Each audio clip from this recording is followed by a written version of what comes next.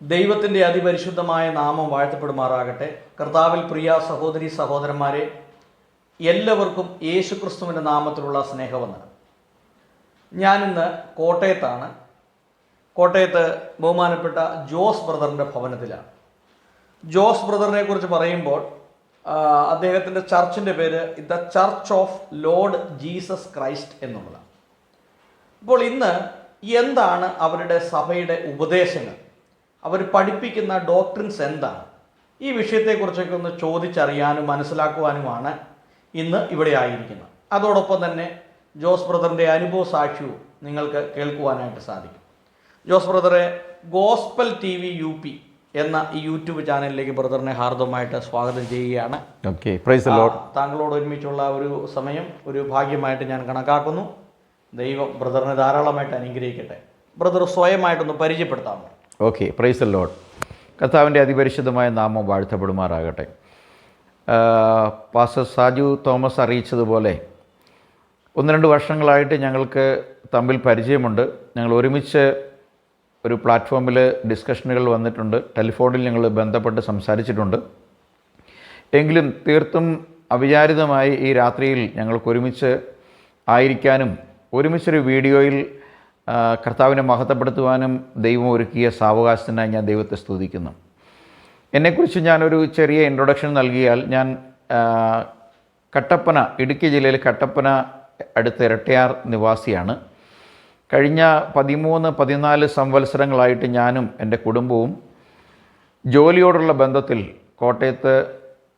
കോട്ടയം ടൗണിൽ SH mount എന്ന ഭാഗത്ത് താമസിച്ച് ജോലി ചെയ്യുകയും ഒപ്പം അപ്പസ്തോലിക ഉപദേശത്തിൽ അധിഷ്ഠിതമായ ഒരു ക്രിസ്തീയ സഭ പ്രവർത്തിക്കുകയും ചെയ്യുന്നു. ഒപ്പം Jesus Christ new testament salvation doctrine എന്നുള്ളൊരു ഫേസ്ബുക്ക് യൂട്യൂബ് ചാനലിൽ ഞങ്ങളുടെ ഒരു കൂട്ടായ്മ ഇതുപോലെ ലൈവ് ഡിസ്കഷനുകളും ഡിബേറ്റുകളും നടത്തി വരികയും ചെയ്യുന്നു. ഇത്രയുമാണ് എനിക്ക് ആമുഖമായിട്ട് പറയുവാനുള്ളത്. ബ്രദർ, ഈ സുവിശേഷ വേലയിലേക്ക്, ഈ രംഗത്തേക്ക് കടന്നു വരാനുള്ളൊരു കാരണം എന്താണ്? അതിനു മുമ്പ് ഏത് സഭാ വിഭാഗത്തിലായിരുന്നു? Price the Lord. ഞാൻ കത്തോലിക്ക സഭയിൽ ജനിച്ച് വളർത്തപ്പെട്ട ഒരു വ്യക്തിയാണ്. കത്തോലിക്ക സഭയിൽ ഞാൻ ഒരു അസാധാരണമായ വിശ്വാസി എന്ന് പറയേണ്ടി വരും. കാരണം ഞാൻ കത്തോലിക്ക സഭയിൽ ധ്യാന പ്രസംഗങ്ങൾ നടത്തി വന്നിരുന്ന ഒരു വ്യക്തിയാണ്. ഒപ്പം തീഷ്ണത, പൗലോസ് പറയുന്ന പോലെ തീഷ്ണത കൊണ്ട് റോഡിൻ്റെ നടുവിലൊക്കെ നിന്ന് ടാർ റോഡിൽ മുട്ടുകുത്തി ജപമാലയ്ക്ക് അർപ്പിച്ചു വന്നിരുന്ന ഒരു വ്യക്തിയാണ്. എന്നാൽ എൻ്റെ 1994-95 കാലഘട്ടങ്ങളിലുള്ള വലിയൊരു സാമ്പത്തിക പ്രതിസന്ധി അന്ന് എനിക്കുണ്ടായിരുന്ന ബിസിനസ്സിലുണ്ടായപ്പോൾ ഞാൻ പല ധ്യാനങ്ങൾ കൂടാനായി പോയി. അങ്ങനെ ധ്യാനങ്ങൾ കൂടി ഒരു ധ്യാന ടീമിൻ്റെ ഭാഗമായി.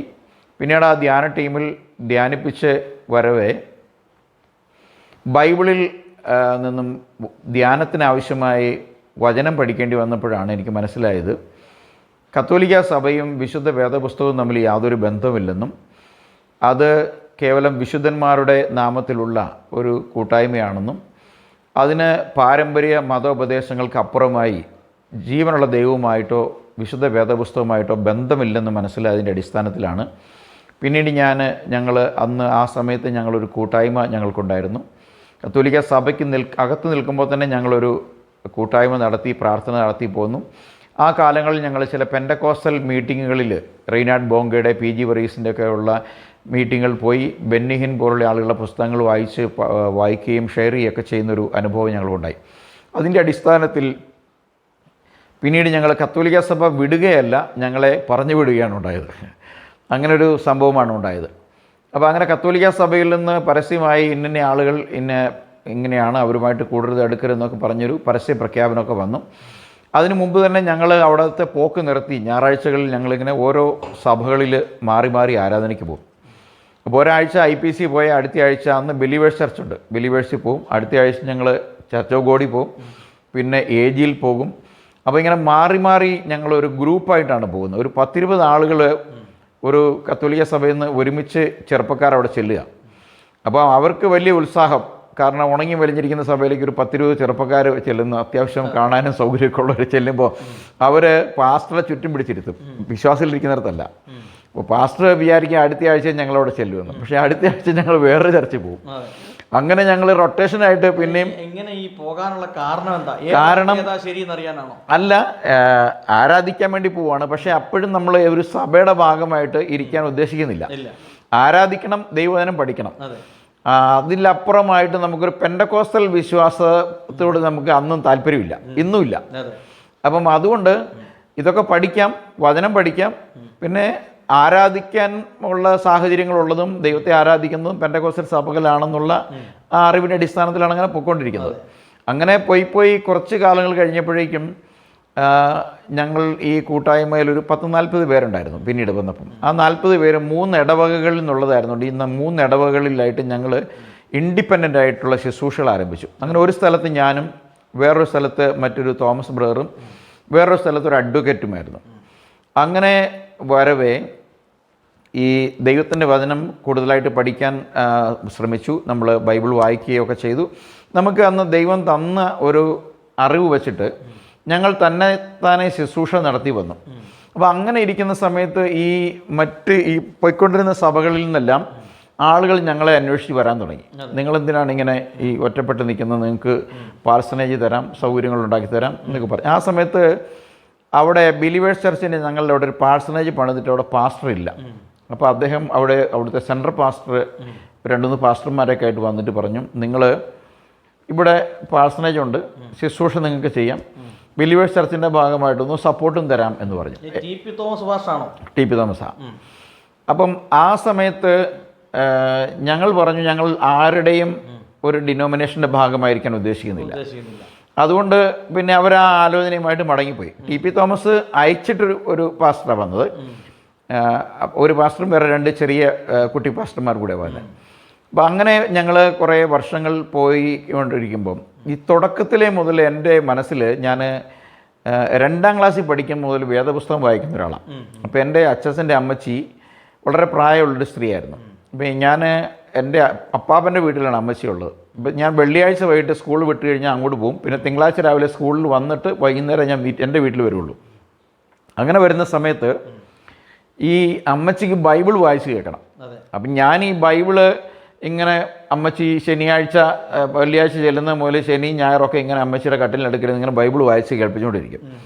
അങ്ങനെ ബൈബിള് കുറേ വായിക്കുമ്പോഴൊക്കെ ബൈബിളിൽ പഴയ നിയമമുള്ള പുതിയ നിയമമുള്ള ഒരു വലിയ കത്തോലിക്ക സഭയുടെ പുസ്തകം അവിടെ ഉള്ളത്. അപ്പോൾ പഴയ നിയമത്തിൽ നിന്നൊക്കെ വായിക്കുമ്പം പഴയ നിയമത്തിലെല്ലാം ദൈവം ഏകനാണ്, ഒരു ദൈവമേ ഉള്ളൂ എന്നൊക്കെ പഠിപ്പിക്കുന്നു. പള്ളി ചെല്ലുമ്പോൾ പിതാവും പുത്രനും പരിശുദ്ധാത്മാവുമായ ത്രിയേക ദൈവമേ സർവേശ്വര എന്നൊക്കെ പറയും. അപ്പോൾ അന്ന് ചെറുപ്പത്തിലെ മുതൽ എൻ്റെ തലയിലുണ്ട്, ബൈബിൾ പറയുന്നു ഒരു ദൈവമേ ഉള്ളൂ, കത്തോലിക്ക സഭ പറയുന്നു ത്രിയേക ദൈവമാണ്, 3 ദൈവങ്ങളുണ്ട്, പിതാവ് ദൈവമാണ്, പുത്രൻ ദൈവമാണ്, പരിശുദ്ധാത്മാവ് ദൈവമാണ്. അപ്പോൾ അന്ന് മുതൽ എൻ്റെ ചെറിയ തലയ്ക്കകത്ത് ഈ ഒരു വിഷയം ഇങ്ങനെ ദഹിക്കാൻ കഴിയാതെ, ഉൾക്കൊള്ളാൻ കഴിയാത്തൊരു പ്രശ്നമായിട്ട് കിടക്കുക.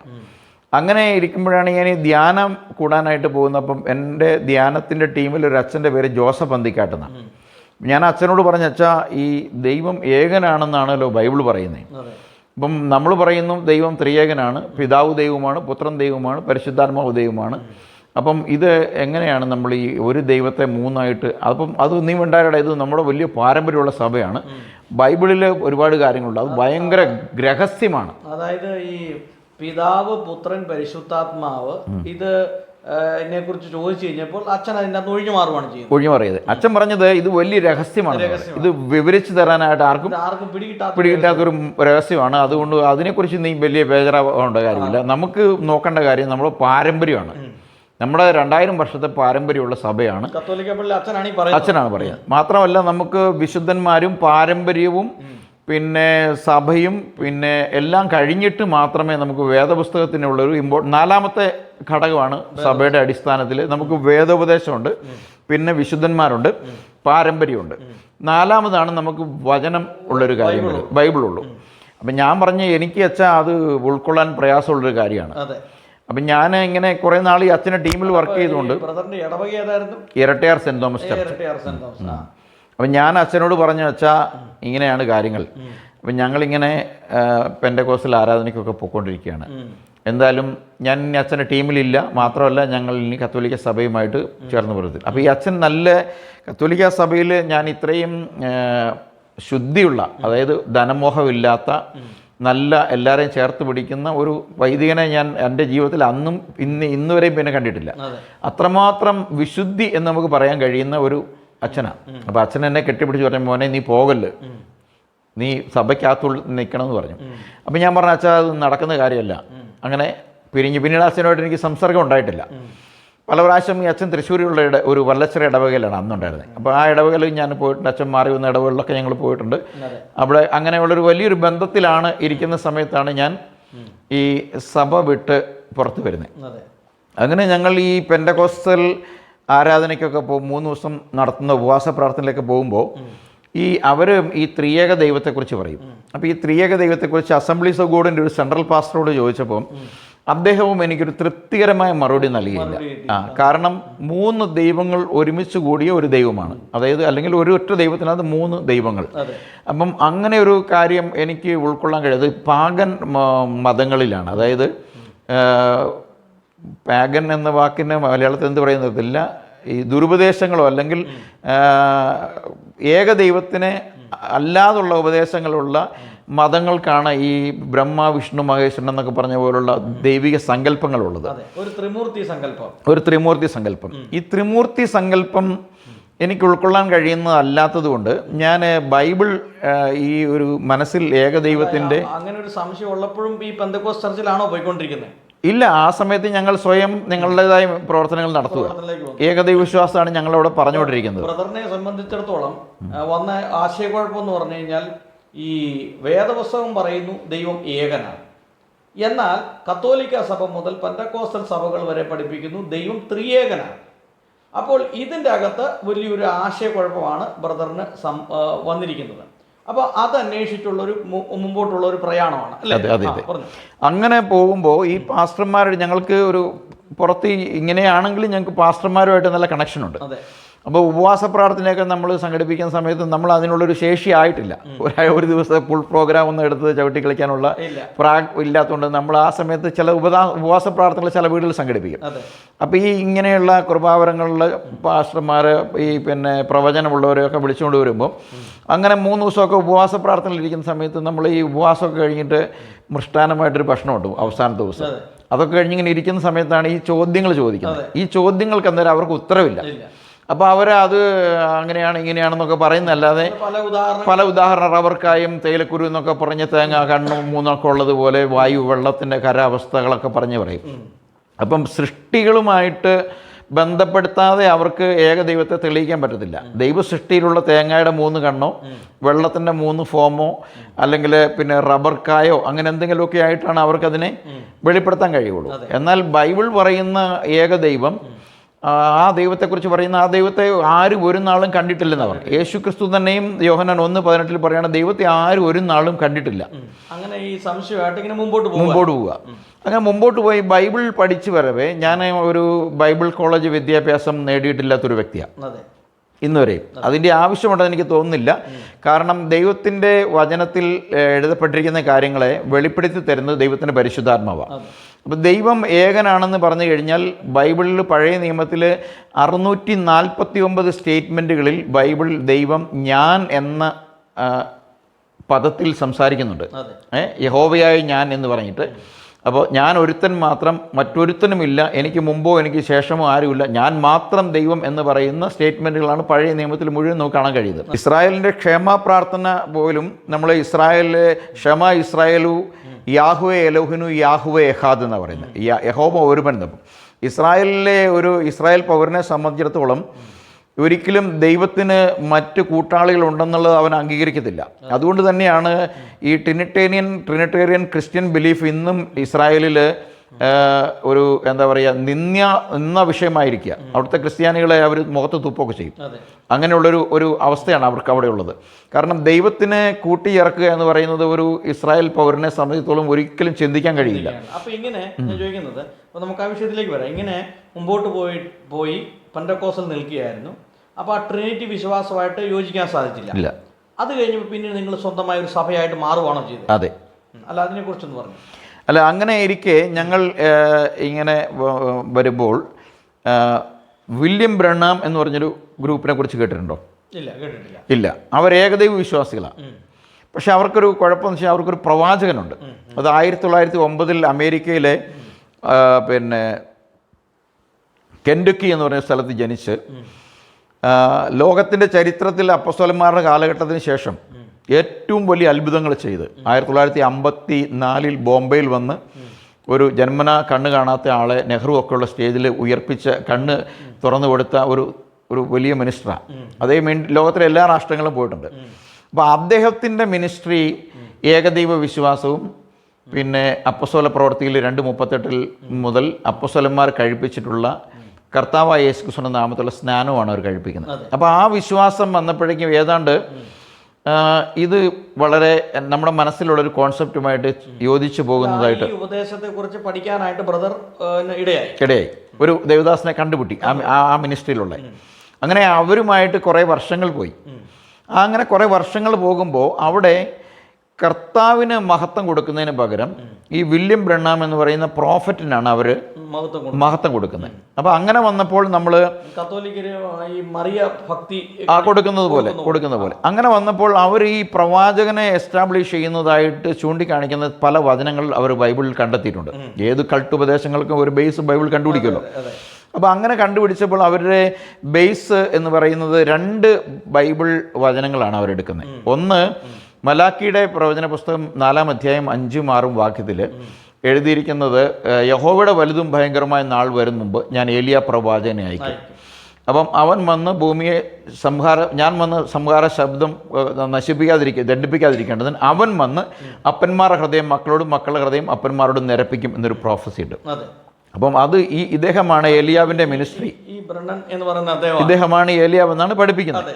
ഒപ്പം വെളിപ്പാട് 10:7 പറയുന്നത് ഇനി കാലം ഉണ്ടാകുകയില്ല, 7ാമത്തെ ദൂതൻ കാഹളം ഊതുന്ന കാലത്ത് ദൈവത്തിൻ്റെ മർമ്മം ദൈവത്തിൻ്റെ ദാസന്മാരായ പ്രവാചകന്മാർക്ക് വെളിപ്പെടുത്തിയതുപോലെ സകലവും നിവൃത്തിയാകും. അപ്പോൾ ഇതും ഇദ്ദേഹമാണെന്നാണ് പഠിപ്പിക്കുന്നത്.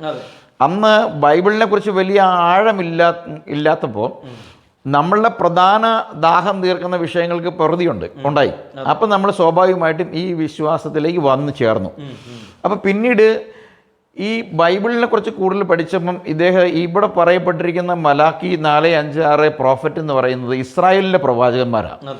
അവർക്ക് അവിടെ പറയപ്പെട്ടിരിക്കുന്ന കാര്യം മഹോദ്രവത്തിൻ്റെ നാളുകളിൽ കർത്താവിൻ്റെ വരവിന് മുമ്പ് ഏലിയ വരുന്നതിനെ കുറിച്ചാണ് അവിടെ പറഞ്ഞിരിക്കുന്നതെന്ന് മനസ്സിലായി.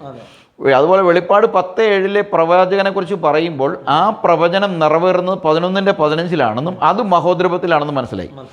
അപ്പോൾ നമ്മൾ സ്വാഭാവികമായിട്ടും അവിടെ വിട്ടിട്ടാണ് നമ്മൾ പിന്നെ ഈ ബൈബിൾ എന്ത് പറയുന്നു, ബൈബിൾ നിശബ്ദമാകുന്നിടത്ത് നമ്മൾ നിശബ്ദമാവും. ബൈബിൾ ഉവെന്ന് പറയുന്ന കാര്യം ഉവെന്ന് പറയും, ബൈബിൾ ഇല്ലെന്ന് പറഞ്ഞാൽ ഇല്ലെന്ന് പറയും. അപ്പോൾ പ്രധാനമായിട്ട് ഈ ട്രിനിറ്റി ഒരു വിഷയം, പിന്നെ സ്നാനം ഒരു വിഷയം. അതെ, ഈ 2 വിഷയത്തിലാണ് ബ്രദർ പിന്നെ ഇത് പഠിക്കാനായിട്ട് മുന്നോട്ട് പോയത്.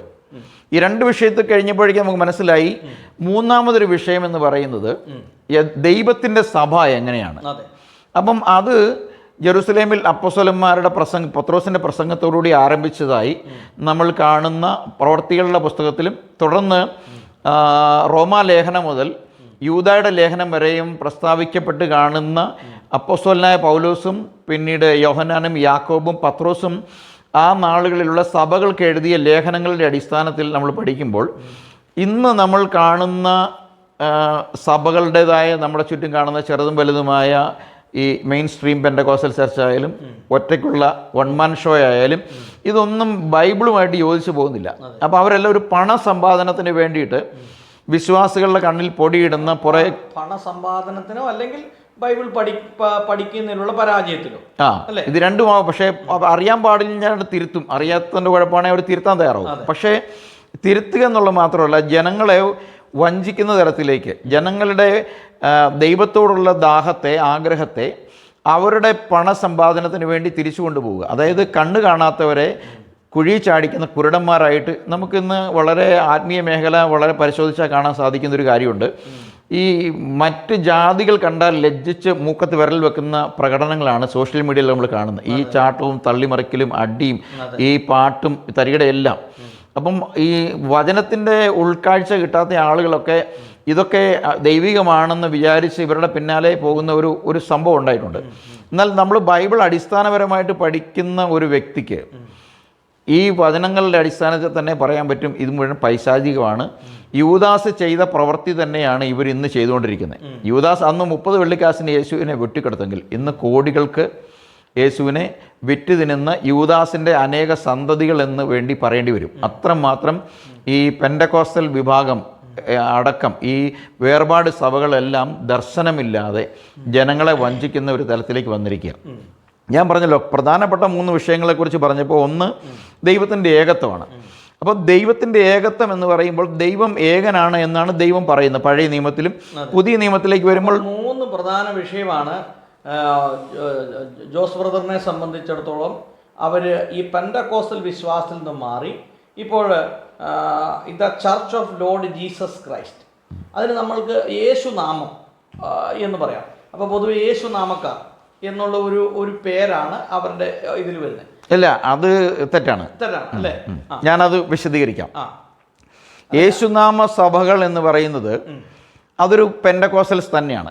വണ്ണസ് പെന്തക്കോസ്റ്റൽസ് എന്നും ട്രിനിറ്റേറിയൻ പെന്തക്കോസ്റ്റൽസ് എന്നുമാണ് നമ്മൾ ഈ 2 പെന്തക്കോസ്റ്റൽസിനെ ക്ലാസിഫൈ ചെയ്യുന്നത്. ഒന്ന് വലിയ ആൾക്കൂട്ടമുള്ള വണ്ണസ് ട്രിനിറ്റേറിയൻ പെന്തക്കോസ്റ്റൽ, ഒന്ന് താരതമ്യേന അവരുടെ ഒരു 10% മാത്രം വരുന്ന, ഇന്ത്യയിൽ വിദേശത്തേക്ക് എന്നാൽ കൂടുതലാണ്. അപ്പം ഇത് 2 പെന്തക്കോസ്റ്റൽസ് ആണ്. അത് 2 പെന്തക്കോസ്റ്റൽസ് ആണ്. അപ്പോൾ ഇതിലേത് ഭാഗത്തിലാണ് നിങ്ങൾ നിൽക്കുന്നത്? ഞാൻ ഉപദേശപരമായിട്ട് വണ്ണസ് പെന്തക്കോസ്റ്റൽസിനെ യേശുക്രിസ്തു ഏകസത്യദൈവമാണ്. പക്ഷേ വണ്ണസ് പെന്തക്കോസ്റ്റൽസിൽ ആ ഒരു കാര്യവും ബാപ്റ്റിസം ഒഴിവാക്കിയാൽ ഈ ട്രിനിറ്റേറിയൻ പെന്തക്കോസ്റ്റൽസിലുള്ള ജീർണത മുഴുവൻ അതിനകത്തുണ്ട്. അപ്പോൾ ഞാൻ ചോദിക്കുന്നത്, അങ്ങനെയാണെങ്കിൽ ബ്രദർ, ഇപ്പൊ ഈ പിതാവ്, പുത്രൻ, പരിശുദ്ധാത്മാവ് ഇതിനെ എങ്ങനെയാണ്? നല്ലൊരു ചോദ്യമാണ്. അതായത് ബൈബിൾ ദൈവത്തെക്കുറിച്ച് പറയുന്നതിൻ്റെ അടുത്താണ് നമ്മളുടെ ചോദ്യം വരുന്നത്. ഇപ്പോൾ ബൈബിൾ ദൈവത്തെ അവതരിപ്പിക്കുന്നത് ദൈവം ആത്മാവാണെന്നാണ്. ഓക്കെ, അപ്പോൾ യേശു തന്നെ യോഹന്നാന്റെ സുവിശേഷം 4:24 പറയുന്നുണ്ട്, ദൈവം ആത്മാവാണ്, അവനെ ആത്മാവിൽ സത്യത്തിലും ആരാധിക്കണം. അപ്പോൾ ഈ ദൈവം ആത്മാവാണ്. നമ്മളെ സംബന്ധിച്ചും ദൈവത്തെക്കുറിച്ച് പറയുമ്പോൾ ദൈവത്തിൻ്റെ വചനത്തിൽ പറയുന്നത് ആത്മാക്കളുടെ പിതാവാണ് ദൈവം എന്നാണ്.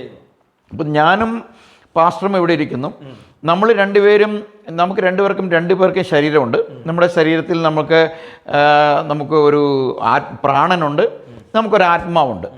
നമ്മൾ ബൈബിളിനെ നമ്മൾ ആഴത്തിൽ പഠിച്ചാൽ നമുക്ക് മനസ്സിലാക്കാൻ കഴിയും, നമ്മൾ എന്ന് പറയുന്ന വ്യക്തി എന്നുള്ളത് നമ്മുടെ ആത്മാവാണ്. ആ ആത്മാവിൻ്റെ കൂടാണ്, ആ ആത്മാവ് വസിക്കുന്ന ദേഹമാണ് ഈ ശരീരം. ഈ ദേഹത്തിനൊരു സോളുണ്ട് എന്ന് പറഞ്ഞാൽ ഒരു പ്രാണനുണ്ട്, അല്ലെങ്കിൽ ഒരു ജീവനുണ്ട്. ഈ ജീവനാണ് നമ്മൾ ഈ ലോകത്തോട് നമ്മൾ ഈ ശരീരം മുഖാന്തരം നമ്മൾ സംവേദിക്കുന്നത്. നമ്മുടെ കോപമാകട്ടെ, ദേഷ്യമാകട്ടെ, സ്നേഹമാകട്ടെ, സഹതാപമാകട്ടെ, സമാധാനമാകട്ടെ, സന്തോഷമാകട്ടെ, നമ്മൾ ലോകത്തോട് ഇടപെടുന്നത് മുഴുവൻ നമ്മുടെ പ്രാണനിലൂടെ ബോഡി വഴിക്കാം. നമ്മുടെ ശരീരത്തിൽ നിന്ന് ആത്മാവ് വേർപെടുമ്പോൾ നമ്മുടെ ശരീരം ഇത് 3ആയിട്ട് തിരിയും. ബൈബിൾ പറയുന്ന ആത്മാവ് അതിൻ്റെ ദാതാവായ ദൈവത്തിനിലേക്ക് പോകും. ദേഹി വിശുദ്ധീകരിക്കപ്പെട്ടവൻ്റെ ദേഹിയാണെങ്കിൽ ക്രിസ്തുവിൽ മറയും. നീതീകരിക്കപ്പെടാത്തവനാണെങ്കിൽ അവൻ്റെ ദേഹി യാതനാ സ്ഥലത്തേക്ക് പോകും, ജഡം മണ്ണിലേക്ക് പോകും. അപ്പോൾ ആഫ്റ്റർ ഓൾ ഞാൻ എന്ന് പറയുന്ന ബീയിങ് എന്ന് പറയുന്നത് ദൈവത്തിൻ്റെ ഭാഗമായി ആത്മാവാണ്.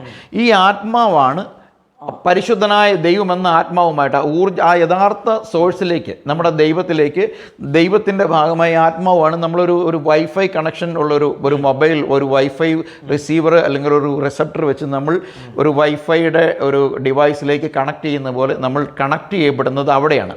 അപ്പം യേശുക്രിസ്തുവിൽ ഒരു മനുഷ്യൻ യേശുക്രിസ്തുവിൻ്റെ രക്തത്താലുള്ള നീതീകരണം പ്രാപിക്കുമ്പം അവൻ്റെ ആത്മാവ് വീണ്ടെടുക്കപ്പെട്ട് ദൈവവുമായിട്ട് നിരന്തര സമ്പർക്കത്തിൽ, പ്രാർത്ഥന, ഉപദേശം, പഠനത്തിലൂടെ ഒരു ദൈവത്തിൻ്റെ ആത്മാവിൻ്റെ നിയന്ത്രണത്തിലേക്ക് പോകും. അപ്പോഴും ദൈവത്തിൻ്റെ, അതായത് സൃഷ്ടികർത്താവായ ദൈവം ഏദൻ പർദീസയിൽ ആദം പാപം ചെയ്ത് വീണുപോയപ്പോൾ ദൈവത്തിൻ്റെ പദ്ധതിയാണ് സ്ത്രീയുടെ സന്തതി എന്നുള്ളത്. എന്ന് വെച്ചാൽ ദൈവം ഒരു രണ്ടാമതൊരു വ്യക്തി അയക്കുകയല്ല, ദൈവം തന്നെയാണെന്നാണ് എബ്രായർ 2:14 പറയുന്നത്. മക്കൾ ജഡരക്തങ്ങളോട് കൂടിയവരാകൊണ്ട് അവനും ജഡരക്തങ്ങളോട് കൂടിയവരായി. അപ്പം ആദാമിൻ്റെ പിതാവ് ആദാമിനെ ജഡത്തിലും രക്തത്തിലും വന്നപ്പോൾ ആദാം പാപം ചെയ്ത് ദൈവസന്നിധിയിൽ നിന്നും വീണ് മരണത്തിൻ്റെ അധികാരിയെ പിശാചിൻ്റെ അടിമത്തത്തിലേക്ക് വന്നപ്പോൾ ദൈവവും മനുഷ്യനെ വീണ്ടെടുക്കുവാൻ ദൈവത്തിൻ്റെ ന്യായപ്രമാണം പറയുന്നത് മനുഷ്യൻ്റെ വീണ്ടെടുപ്പുകാരൻ മനുഷ്യനായിരിക്കണം, മനുഷ്യൻ്റെ സ്വന്തക്കാരനായിരിക്കണം എന്നാണ് ലേവ്യ പുസ്തകം പറയുന്നത്.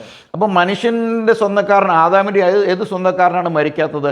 ആദാമിൽ നിന്ന് സകല മനുഷ്യരും മരിച്ച് വേർപെട്ടു പോയി. അപ്പം മനുഷ്യൻ്റെ സ്വന്തക്കാരൻ എന്ന് വെച്ചാൽ മനുഷ്യൻ്റെ പിതാവായ അപ്പൻ തന്നെയാണ്. അപ്പം അപ്പൻ ദൈവമായിരിക്കുമ്പോൾ അപ്പന് മരിക്കാൻ കഴിയില്ല. അപ്പോൾ അപ്പൻ പറയുകയാണ് സ്ത്രീയുടെ സന്തതി വരുമെന്ന്. അപ്പൻ എന്ത് ചെയ്തു? കാലസമ്പൂർണതയിൽ അപ്പൻ തന്നെ ന്യായപ്രമാണത്തിൻ്റെ കീഴെ ഒരു ജഡമെടുത്ത് വരിക, നമുക്ക് വേണ്ടി രക്തം ചീന്തി മരിക്കാൻ വേണ്ടി. പിതാവായ ദൈവം തന്നെയാണ് പുത്രനായ ക്രിസ്തുവായി വന്നത്. കറക്റ്റ്, അങ്ങനെയാണ്. അപ്പോൾ ഇതിൻ്റെ അകത്തൊരു ഒരു വലിയ വിഷയമുണ്ട്. എന്നെ സംബന്ധിച്ച് ഞാൻ ട്രിനിറ്റി വിശ്വസിക്കുന്ന ആളാണ്. ഓക്കെ. അപ്പം ജോസ് ബ്രദറിനെ സംബന്ധിച്ചിടത്തോളം അദ്ദേഹത്തിൻ്റെ ഉപദേശങ്ങളാണ് ഇപ്പോൾ പറഞ്ഞുകൊണ്ടിരിക്കുന്നത്. അപ്പോൾ കേൾക്കുന്നവർക്ക് സാജു തോമസ് ഇതെല്ലാം കേട്ട് ഇങ്ങനെ മിണ്ടാതിരിക്കുക എന്ന് നിങ്ങൾ ചിന്തിക്കരുത്. കാരണം എന്താണെന്ന് ചോദിച്ചാൽ ജോസ് ബ്രദർ ബൈബിളിൽ നിന്ന് മനസ്സിലാക്കിയത് അദ്ദേഹത്തിന് മനസ്സിലാക്കിയ കാര്യമാണ് പറയുന്നത്. പക്ഷേ ഇതിൻ്റെ അകത്തൊരു ഒരു പ്രശ്നം എന്ന് വെച്ച് കഴിഞ്ഞാൽ ജോസ് ബ്രദറിൻ്റെ ഈ വാദഗതികളെ ചിലപ്പോൾ ഞങ്ങൾ ഖണ്ഡിക്കും. അടുത്ത വീഡിയോയിൽ ഞങ്ങൾ ഖണ്ഡിക്കും. അല്ലെങ്കിൽ ആരെങ്കിലും ഖണ്ഡിക്കും. ഞാൻ ഖണ്ഡിച്ചില്ലെങ്കിലും മറ്റാരെങ്കിലും വീഡിയോയിൽ ഇപ്പോൾ ഡേവിഡ് ബ്രദർ ഉണ്ട്, അങ്ങനെ മറ്റു പലരുണ്ട്, ലോറൻസ് പാസ്റ്റർ ഉണ്ട്, അങ്ങനെ പലരുണ്ട്, ഖണ്ഡിക്കും. അങ്ങനെ ഖണ്ഡിക്കുന്നതിന് കുഴപ്പമില്ല. അപ്പോൾ ബ്രദർ പറയുന്നത് പിതാവായ ദൈവം തന്നെയാണ് പുത്രനായ ക്രിസ്തുവായി വന്നത്. അതിനെക്കുറിച്ചൊന്ന് വിവരിച്ച്. ഓക്കെ. ബൈബിള് പറയുന്നത് മനുഷ്യന് ഒരു രക്ഷകനെ ആവശ്യമുണ്ട്. ദൈവം ഒരു പുറമേ നിന്നൊരു രക്ഷകനെ കൊണ്ടുവന്നിട്ട് അവനെ മരിക്കാൻ വിടുകയല്ല ചെയ്യുന്നത്. അതൊരിക്കലും ദൈവത്തിൻ്റെ നീതിയല്ല. അതായത് എൻ്റെ മകൻ പാപം ചെയ്തു കഴിഞ്ഞാൽ ഞാൻ അയലോക്കാരൻ്റെ മകനെ അവനെ രക്ഷിക്കുക, അല്ലെ എൻ്റെ മകൻ കിണറ്റിൽ വീണെന്ന് വിചാരിച്ചു, ഞാൻ അയലോക്കാരനെ വിളിച്ച് പറയുകയാണെങ്കിൽ എൻ്റെ മകൻ നീ ഒന്നിറങ്ങി ചാടി അവനെ രക്ഷിക്കാൻ പറയുന്നതിനകത്ത് യാതൊരു യുക്തിയില്ല. അവിടെ ഞാൻ എന്ത് ചെയ്യണം? എൻ്റെ മകനാണ് വീണത്, എനിക്കാണ് പെയിനുള്ളത്. അപ്പം അവനെ രക്ഷിക്കാൻ ഞാനൊരു പ്രമാണം വെച്ചിരിക്കുന്നു. ദൈവം വെച്ചിരിക്കുന്ന ഒരു പ്രമാണമാണ് പാപത്തിൻ്റെ ശമ്പളം മരണം. ഭൂമി ജനിച്ച ആദാമ്യ സന്തതികളുടെ ആർക്കും ആ മരണശിക്ഷ ആദാമിന് വേണ്ടി വഹിക്കാൻ പറ്റത്തില്ല. കാരണം ബൈബിൾ പറയുന്ന എല്ലാവരും പാപം ചെയ്ത് ഒരുപോലെ ദൈവദേശമില്ലാത്തവരെ. അപ്പോൾ പിന്നെ രക്ഷിക്കാൻ ആര് വരണം?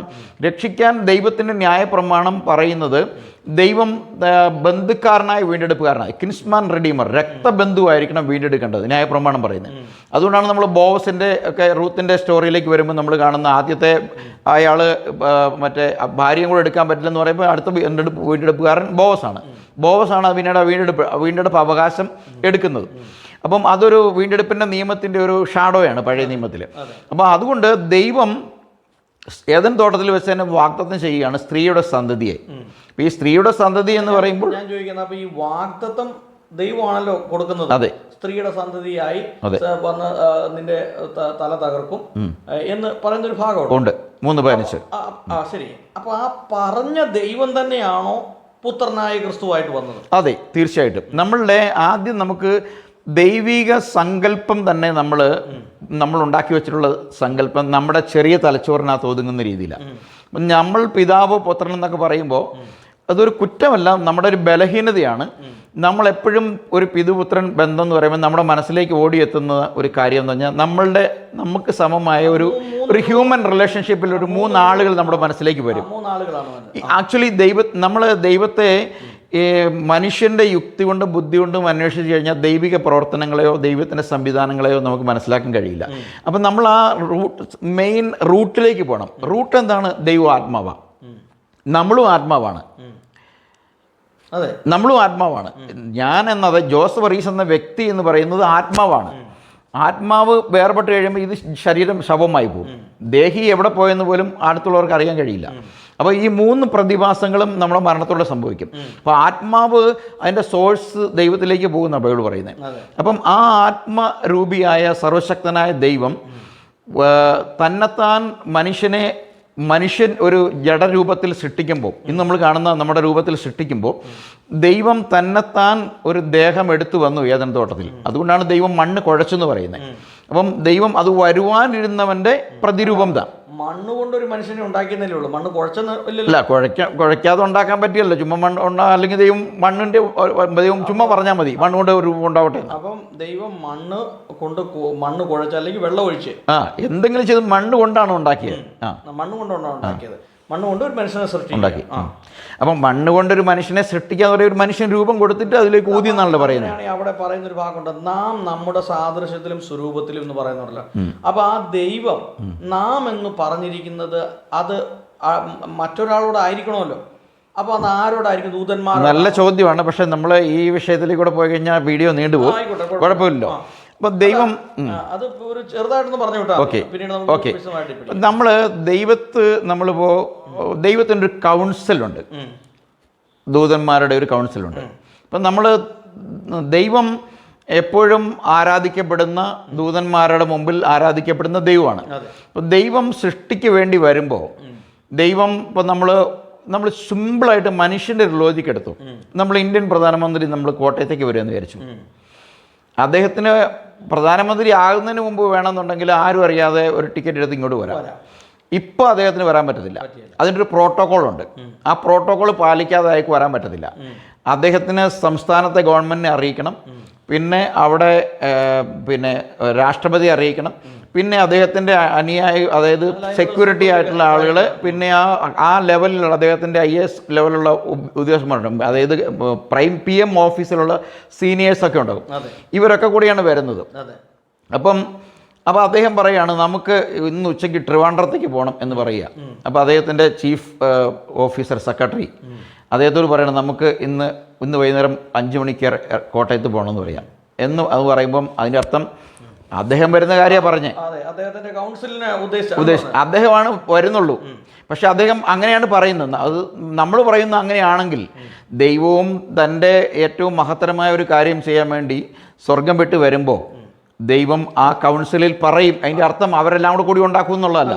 അപ്പം ബ്രദർ പറയുന്നത്, നാം നമ്മുടെ സാദൃശ്യത്തിലും സ്വരൂപത്തിലും മനുഷ്യനെ ഉണ്ടാക്കുക എന്ന് പറഞ്ഞ് ആ ഒരു കൗൺസിലിനോട്, അല്ലെങ്കിൽ ദൈവത്തോട് കൂടെ ഉണ്ടായിരുന്ന ഒരു സമൂഹം, അല്ലെങ്കിൽ ഒരു കൗൺസിലിനോട്, മോർ ദാൻ വൺ പേഴ്സൺ അല്ല, മോർ ദാൻ വൺ ബീയിങ്, അവരോടാണ് വ്യക്തിയല്ല, ദൈവത്തിന്റെ മുമ്പിലുള്ള ബീയിങ്ങുകൾ എന്ന് പറയാം. അതായത് സ്പിരിച്വൽ ബീയിങ്സ് ആണല്ലോ. പിതാവ് പുത്രനോട് പറയുന്നതല്ല. അല്ലല്ല. അങ്ങനെ ഒരു പുത്രൻ എവിടെയാണ് അങ്ങനെ ഒരു പുത്രനെ കുറിച്ച് പറഞ്ഞിട്ടുള്ളത്? ബൈബിൾ പറയുമ്പോഴെല്ലാം പഴയ നിയമം നമ്മൾ പഠിക്കുമ്പോൾ പുത്രനെ കാണാൻ സാധിക്കുന്നില്ല. ഇല്ല, ക്രിസ്തുവിനെ കാണുന്നുള്ളൂ നമ്മളോടൊക്കെ. അതുകൊണ്ടാണല്ലോ പുതിയ നിയമത്തിലേക്ക് വരുമ്പോൾ അവരിലുള്ള ക്രിസ്തുവിൻ്റെ ആത്മാവ് ക്രിസ്തുവിന് വരേണ്ട കഷ്ടങ്ങളെയും പിൻവരേണ്ട മഹിമയും കുറിച്ച് ആരാഞ്ഞന്വേഷിച്ചു. ഈ പ്രവാചകന്മാരെല്ലാം ഈ ക്രിസ്തുവിനെ കുറിച്ച്, ഈ മെസ്സിയെ കുറിച്ച് പറയുമ്പം ഇത് എപ്പോഴാണ്, ഇത് ആരാണ് ഈ മെസ്സിക, നമുക്ക് കാണാൻ കഴിയൂ എന്നവർ അന്വേഷിച്ചുകൊണ്ടിരുന്നു. പക്ഷെ അവർ തങ്ങൾക്കല്ല, നിങ്ങൾക്കായിട്ട് എത്രയെന്ന് പറഞ്ഞത്. അപ്പോൾ ബ്രദറൊക്കെ സഭയിൽ പഠിപ്പിക്കുന്ന ഇപ്പൊ ദൈവത്തെക്കുറിച്ച് പഠിപ്പിക്കുമ്പോൾ, പിതാവ് പുത്രൻ പരിശുദ്ധാത്മാവിനെ കുറിച്ച് പഠിപ്പിക്കുമ്പോൾ കൊടുക്കുന്ന ഒരു ടീച്ചിങ് എന്താണ്? കറക്റ്റ്, നല്ല ചോദ്യമാണ്. അപ്പോൾ അതായത് ദൈവം നമുക്കറിയാം ഏകനാണ്. പക്ഷെ നമ്മൾ ബൈബിൾ പഠിക്കുമ്പോൾ നമുക്ക് കാണാൻ കഴിയുന്ന കാര്യം പിതാവായ ദൈവം എന്നാണ് എഴുതിയേക്കുന്നത്, അല്ലേ? പിതാവായ ദൈവം എന്നാണ്. എന്ന് പറഞ്ഞാൽ ദൈവം എന്തായി തീർന്നു? ഗോഡ് ബിക്കം ഫാദർ, അല്ലേ? ദൈവം പിതാവാകുന്ന ഉൽപ്പത്തി 1:1 നമ്മൾ പിതാവായ ദൈവം എന്നൊരു പദം കാണുന്നില്ല. ഉൽപ്പത്തി 1:1 ദൈവമേ ഉള്ളൂ. പക്ഷെ സൃഷ്ടിക്ക് ശേഷം ദൈവം പുത്രന്മാരെ ജനിപ്പിച്ചതിന് ശേഷം ദൈവത്തെ നമ്മൾ പിതാവായ ദൈവം എന്നാണ് പറയുന്നത്. ബൈബിളിൽ ഒരിടത്തും പുത്രനായ ദൈവമെന്നോ പരിശുദ്ധാത്മാവായ ദൈവമെന്നോ ഒരു പദമില്ല. കാരണം ദൈവം പുത്രനായിട്ടുമില്ല, ദൈവം പരിശുദ്ധാത്മാവായിട്ടുമില്ല. കാരണം ദൈവത്തെക്കുറിച്ച് പറയുമ്പോൾ ദൈവം മനുഷ്യനുമല്ല മനുഷ്യപുത്രനും അല്ലെന്ന് സംഖ്യാ പുസ്തകം 23:19 പറയുന്നുണ്ട്. അപ്പം ദൈവം പുത്രൻ എന്ന് വെച്ചാൽ ഈ ഭൂമിയിൽ ഈ ജഡത്തിൽ വന്നിരുന്ന യേശു ക്രിസ്തു ദൈവത്തിൻ്റെ വചനത്താൽ ഉളവായ ദൈവത്തിൻ്റെ വീണ്ടെടുപ്പുകാരനാണ്, മെസ്സിഹയാണ്. മെസ്സിഹ എന്നുള്ള തലത്തിൽ മെസ്സിഹയ്ക്ക് ഉള്ളിലുള്ളത് ദൈവമാണ്. എന്നാൽ മെസ്സിഹയുടെ മരണശേഷം മെസ്സിഹയെ നമ്മൾ വിളിക്കുന്നത് ജീസസ് എന്നുള്ളതിനപ്പുറത്തേക്ക് പോയി ജീസസ് ക്രൈസ്റ്റ് എന്നാണ്, ലോർഡ് ജീസസ് ക്രൈസ്റ്റ് എന്നായി.